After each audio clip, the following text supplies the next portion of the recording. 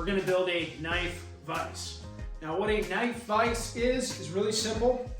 These two cylinders of steel, there is one inner liner and an exterior liner, and they sit on a square. You can have a full block of steel, but it's cheaper to do a square box onto a piece of plate steel.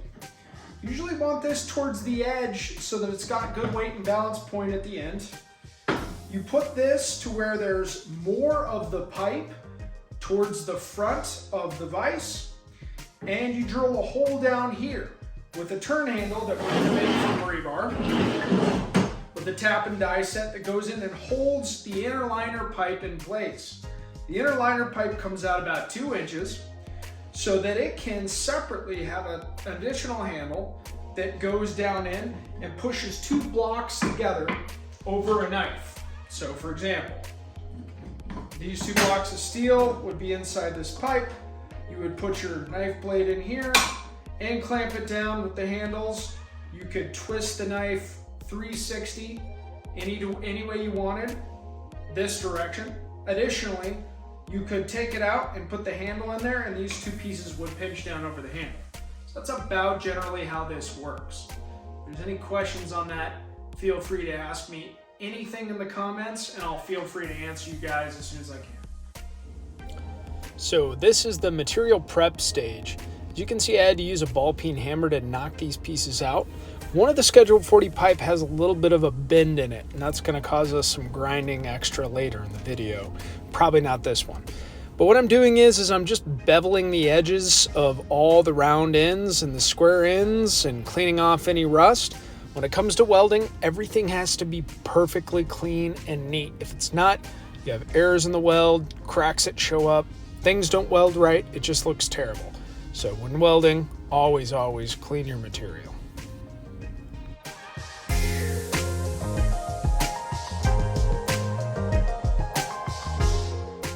Now this tool is really pretty great. It's just an extension to a drill, and then it's kind of like a buffing wheel that I got at the hardware store that this can latch onto really well.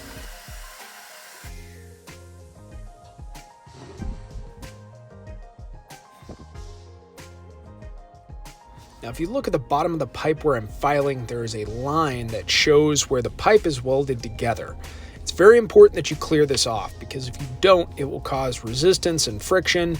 It'll drag in what you're trying to achieve with the tool, as well as probably wear out areas of the pipe early that you don't want to be done. So take care of that, and as usual, always continue to clean the materials as much as you can while you're using them.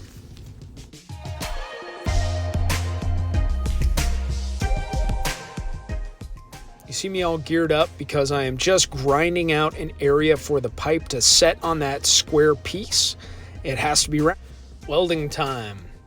So throughout this video, you'll watch me make a couple of moves and start welding some things, and then my dad will hop in on the other side. And the only reason for that is my dad was a great welder back in the 70s, but is learning some new things, especially when it comes to MIG and TIG. And so I take the time to try and show my dad some of the things that I've learned in my careers that has helped me produce some great products in welding.